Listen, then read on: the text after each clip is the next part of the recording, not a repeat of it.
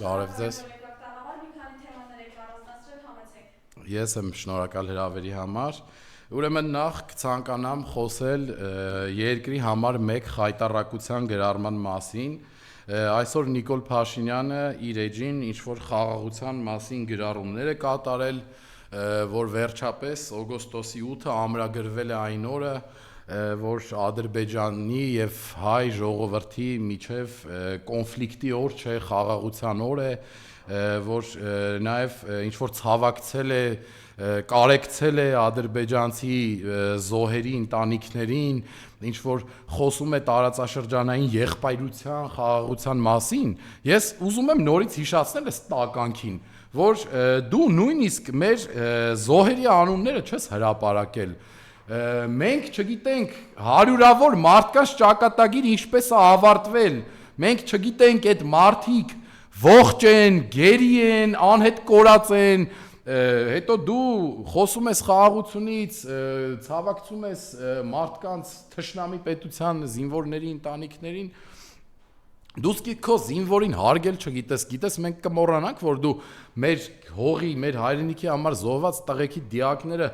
լցրել էիր Աբովյանում ինչ-որ պատվալում ու նրանց մարմինները նեխել էին, քեզ դրել ես հայրենիք սիրող, խաղաղություն սիրող ղեկավարի տեղ, քո բանակում 6 ամսվա մեջ 35-ից ավել զոհ ա եղել խաղաղ պայմաններում, ումա պետք է այդ խաղաղությունը Կամ դու ինչ ես առասարակ խոսում, մի անձնավորություն, ով 5000 տղու զոհի պատճառը դարձել, մի անձնավորություն, ով Արցախը հանձնել է Թուրքին, մեր սրբությունը, մեր հողը, ինչպես կարա խոսա խաղաղությունից, դու նույնացնում ես արցախցիների հետ վերադարձը իրենց մեր հայրենի հող, նրա հետ, որ եթե դա տեղի ունենա, ադրբեջանցի փախստականներ պետք է գան, լավ դու քո երակներում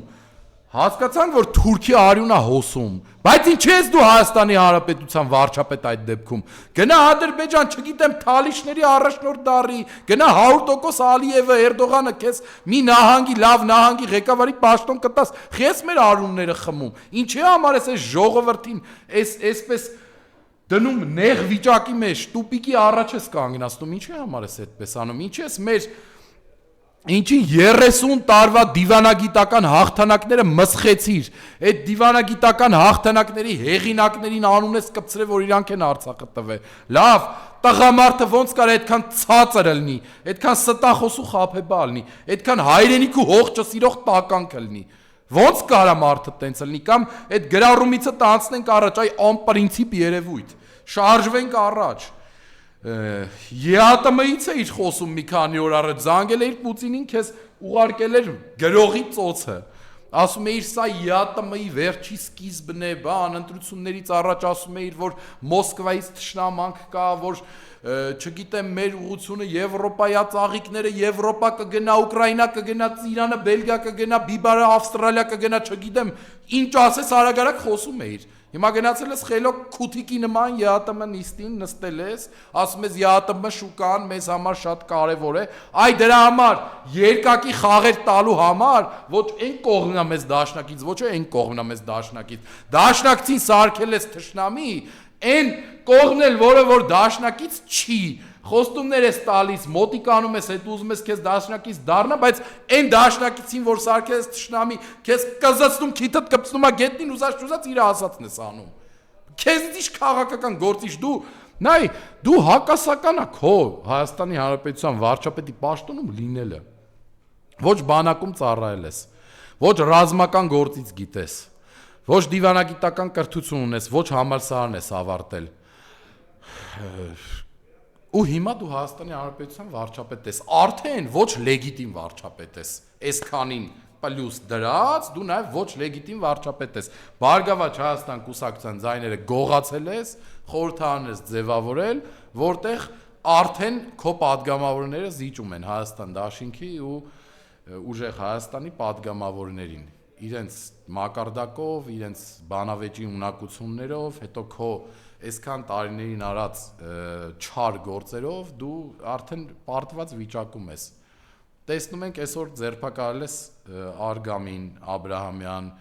հասկանում ենք Գագիկ Ծառուկյանի կողքով կա ցանկանում ես ձերբակալել Գագիկ Ծառուկյանը քո համար մեծ վտանգ է ներկայացնում, որովհետև եթե Գագիկ Ծառուկյանի ձայները չգողանայիր, դու խորհրդարանում նույնիսկ չէիր կարողանալու խորհրդարով ընտրել դատախազ։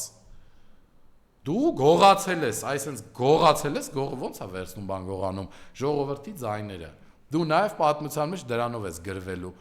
Արցախ ես հանձնել, 5000 զոհի հեղինակ ես դարձել, եկեղեցու դեմ արշավ ես սկսել, կաթողիկոս մարդուն վեհապարին տանում ես դատում ես։ Դու սրբություն ունես, ոչ լեգիտիմ վարչապետ ես դարձել, ձայներ ես կեղծել, մարդ ես սպանել, քո վրա ցմահ սռոք կա։ Դու Սահակաշվիլին նայ քեզ խղճա։ Չնայած ինքը քո չափ պղծություն, հայրենադավություն իր երկրի համար չի արել իմ գնահատմամբ։ Անցնենք մյուս աբսուրդին։ Դու վեհապար Ինչեր արդյոք աբսուրդին են, սկզբում անդրադարձեք իր գրամանը, հայտնի է դարձել, որ հեռախոսազրույց են ունեցել Ալիևի հետ։ դա նոր գրառում է։ Հայտնի է դարձել, այո, մտքեր է փոխանակել խաղաղության գագաթաշողովի առաջին տարեդարձի առիթով։ Կողմերը նշել են Ադրբեջանի եւ Հայաստանի միջև հարաբերությունների կարգավորման գործում վերջին 1 տարվա ընթացքում արձանագրված առաջընթացը։ Զրույցի ընթացքում ընդգծվել է երկու երկրների միջև առևտրատնտեսական կապերի զարգացումը որպես խաղաղության օգուտների շոշափելի դրսևորում։ Այս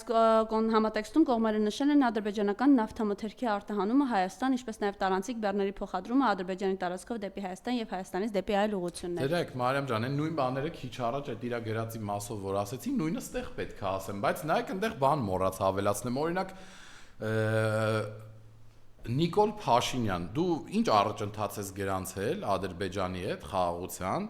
որ ոչ սև լիճն են հետ տվել,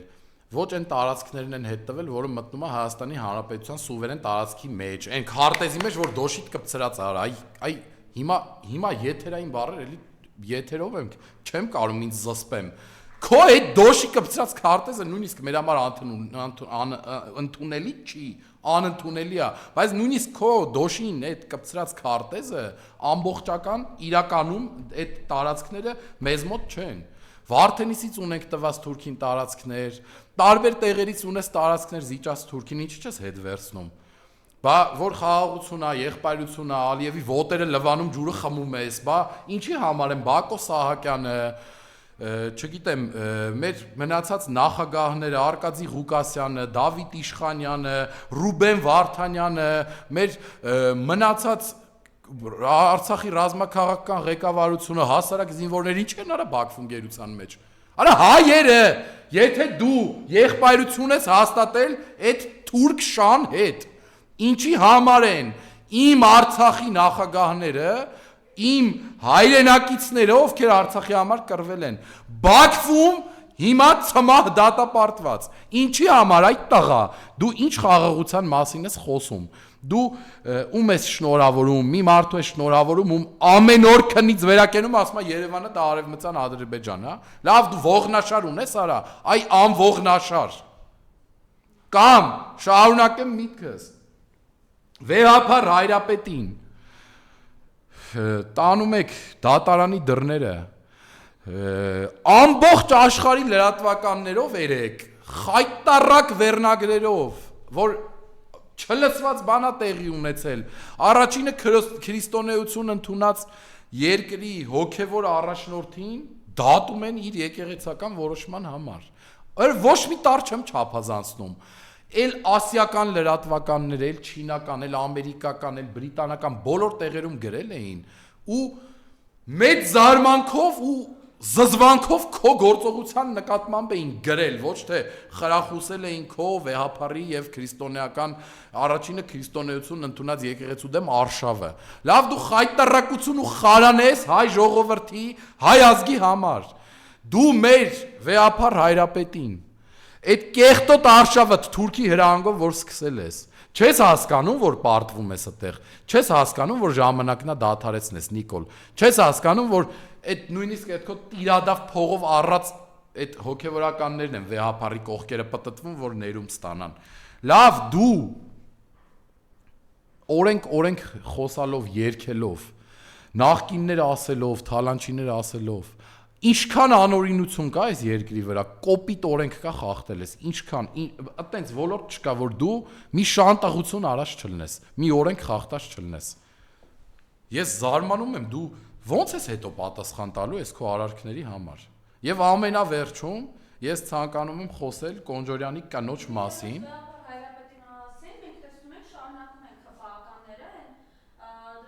Այն Սմայլիկի papan, ճիշտ անունը չգիտեմ, պրոստը իր երեխու անունը Սմայլի, ասում է, լավ հիշացրեցիք, ասում է, մենք իրան ասում ենք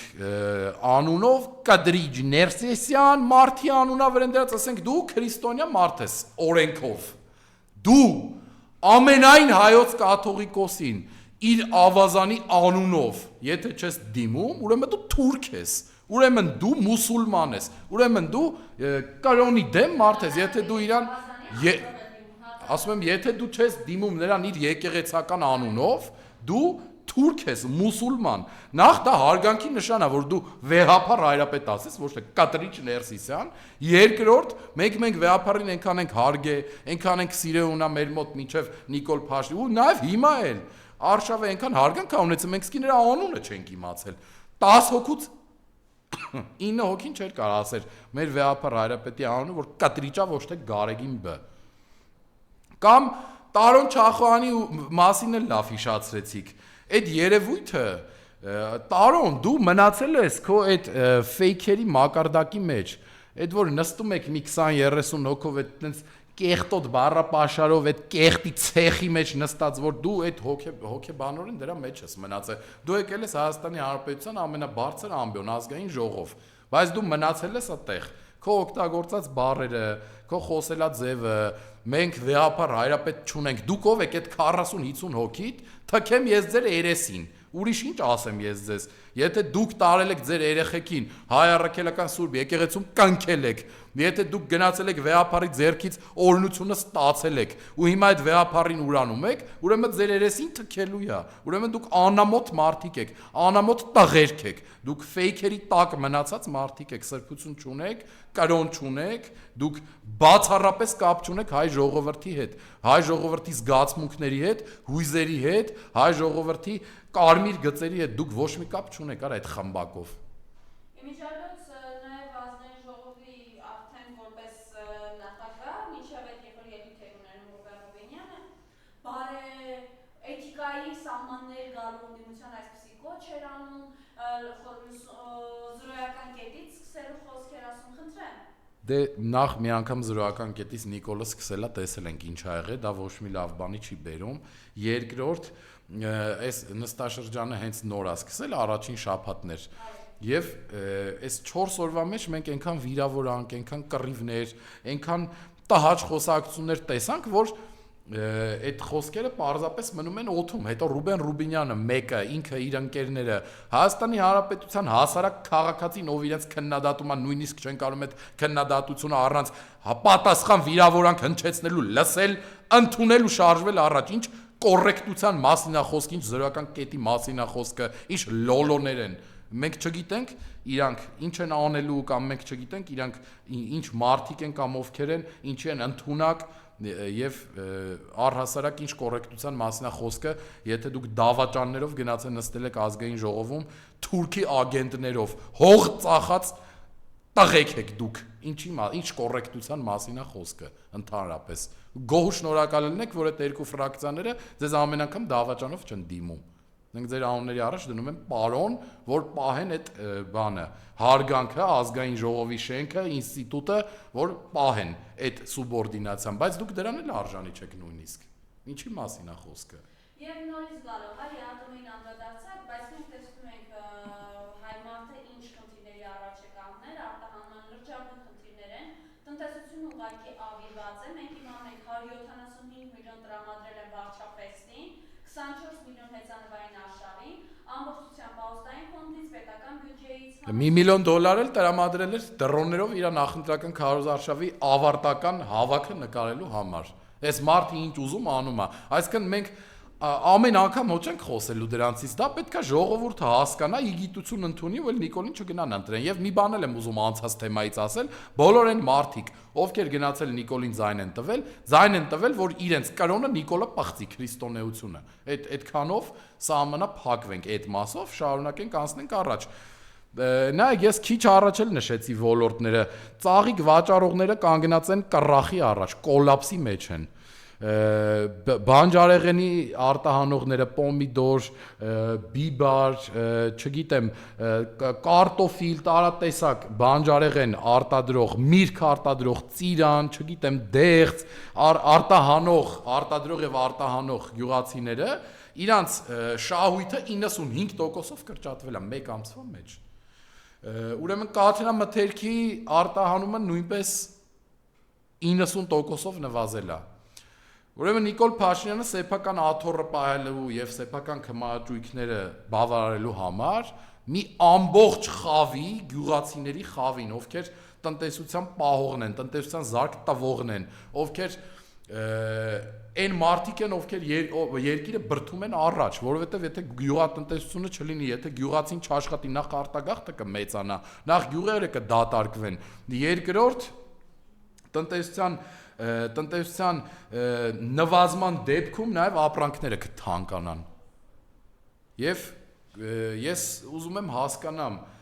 Նիկոլ Փաշինյանը, նաև ձուկ արտահանողներն են մեծ խնդրի առաջ կանգնած, երբ Նիկոլ Փաշինյանը ասում էր ես յուղոտ ձուկ չեմ ուտում, վատ ձուկ են արտադրում, այսինքն նույնիսկ դա է գցում ինքը ժողովրդի վրա, որ նայեք ուզում ասի, որ այս իմ պատճառով չի որ արտահանումը կանգնել է, այլ ձեր վատ որակի ապրանք ստանալու արդյունքում է։ Այսինքն հասկանում եք, այս մարդը բոլոր իրավիճակներում նույն ձև է մտածում։ Ես չեմ հանձնել Արցախը, դուք չեք կռվե տվել եք։ Ես չեմ գցել մեքենայի տակ սոնային իմ աշխատակազմի, չգիտեմ, իմ ախրանի գնացե կամ վարորդը, չգիտեմ, այս անձնավորությունը ցանկացած հարցի շուրջ մտածում է ոնց կռուտի տնի ու գցի ամենամոտ երկրորդ մարդու վրա։ Եվ ինչ պետք է խոսանք, որ ոլորտում է ինքը ինչ-որ բան ասել ու արել, որ հիմա էլ մենք խոսանք գյուղացիներից։ Մարդկանց վարորդական իրավունքները ստեցիր, ասեցիր կվերականգնենք, չափորոշիչներ դրեցիր, ոչ մեկին չես վերականգնե, խափում ես։ Գագիկ Ծառուկյանի դեմ թշնամանք ունես,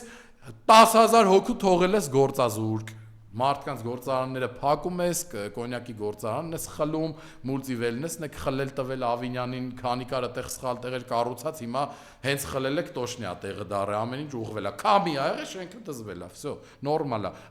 Այս հենց խուլիգանական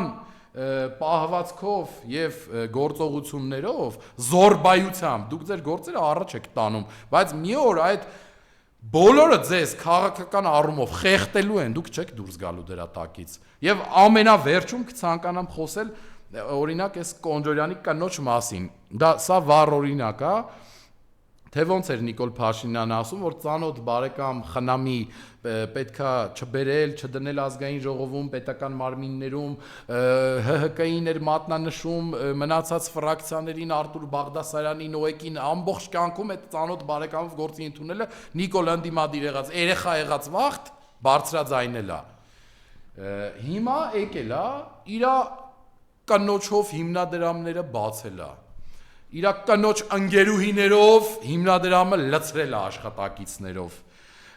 Իր դեպուտատներով սաղ մարզերում օբյեկտները սարքել են գազի լցակայանները, բենզալցակայանները, չգիտեմ, արդեն այնքան չեն կարում իրար հետ բանկիսեն, օրինակ հենց էլի Կոնջորյանի հետ կապ ունի։ Աբովյանում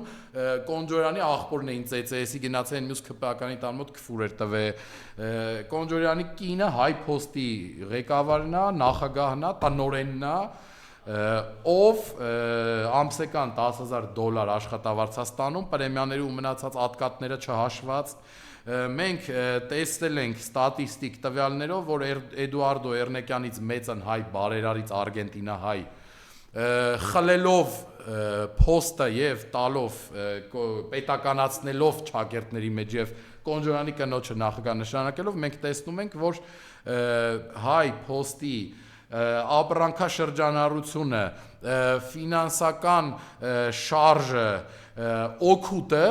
մոտավորապես 78%-ով նվազել է։ Պլյուս Այն ժամանակ Տերնիկյանը այդքան աշխատավարձ չէր ստանում, ինքն էր ներդնում, աշխատողներն էլ գումար էին ստանում, հիմա տնօրենը $10,000 փող ամիսա ստանում։ Խնդրում եմ, թողում եմ ձեզ։ Դուք նայեք, նախկիններն էին թալանչի, թե սրանք են թալանչի։ Օրը ցերեկով ձեր աշկի դեմը մարդը դեպուտատ, ֆրակցիայի ղեկավար, կնիկը պոչտայի տնօրեն $10,000 են ստանում, այն ինդեից է ստանում, ընդեից մարդկանց բիզնեսներն են խլում, մեկից հեծն են խլում, այն օրը Ղազինյանը ազգային ժողովում մանրամասն ներկայացրեց հեծը ինչ օգուտներով է աշխատե ու ինչ վնասներով է աշխատում հիմա։ Մանրամասն ապացուցեց, որ հեծը երբեք լույսը չի թանկացրել, հեծը իր նախաձեռնությամբ չի արել նման բան։ Այսինքն, սա ռեկետա պետություն է դառել, սա ստալինյան հասարակարգերն է դառել։ Չնայած Ստալինը լուրջ մարդ էր հայրենասեր։ Գոնե Ստալինը այս ամեն ինչին զուգահեռ նաև երկիրն էր պահում։ Դու պրոստը Ստալինից վերցրել ես այս մասը ռեկետի։ Դու մի բառով ասած դուք այս երկիրը կործանող, այս երկիրը թալանող, այս երկրի հետ կապ չունեցող մարդիկ եք, ովքեր իրենց առաջ նպատակ են դրել վերացնելու Հայաստանի Հանրապետությունը, բայց ես խոստանում եմ ձեզ, որ դա չի ստացվելու, որովհետև դուք այնքան չկաք, որ մի ամբողջ ազգի ժողովրդի ջնջեք պատմության երեսից։